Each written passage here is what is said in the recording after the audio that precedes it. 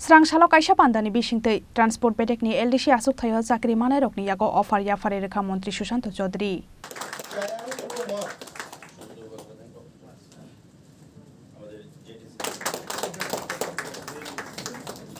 Secretariat ni conference hall logolo ajizak chakri ni offer bakmani pandao manjaka transport bedekni secretary UK Chakma commissioner Subrata Chaudhary no khobai hafangni kubun azamarok.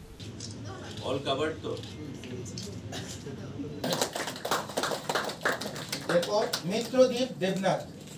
The message was loud and clear.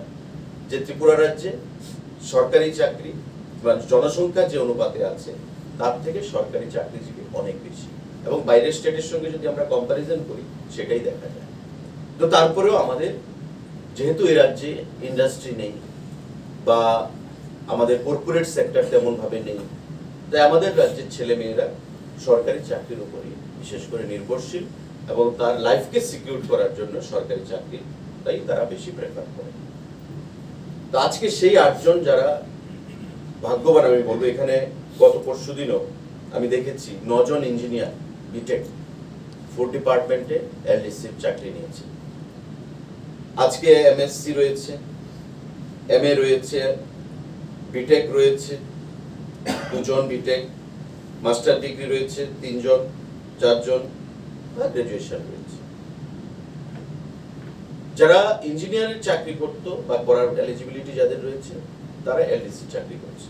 আমি এই কথা বলছি না কোনো চাকরি ছোট কোনো চাকরি বড়, কিন্তু তার মাইন্ডসেটটা কি ছিল, আই এম এন ইঞ্জিনিয়ার।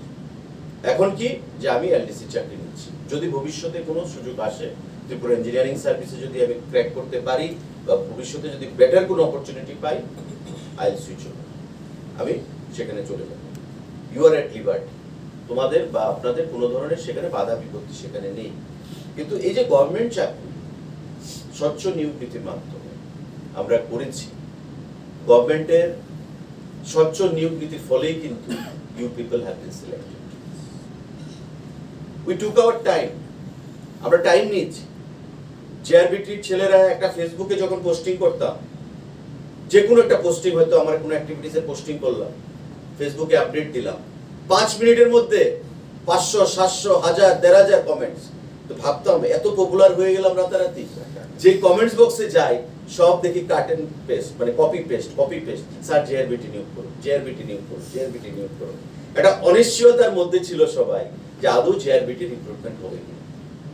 কিন্তু আমি, this is for the information of all concern here, যে জেআরবিটি বোর্ড যে হয়েছে টোটাল ট্রান্সপারেন্সি মেনটেন করে, এবং আপনারা জানেন এটা আমি বলছি যে আমাদের রাজ্যে পিআরটিসিও ম্যান্ডেটরি করা হয়েছে, অর্থাৎ আমাদের রাজ্যের ছেলে মেয়েদেরকে আমাদের রাজ্যে চাকরি দিতে হবে।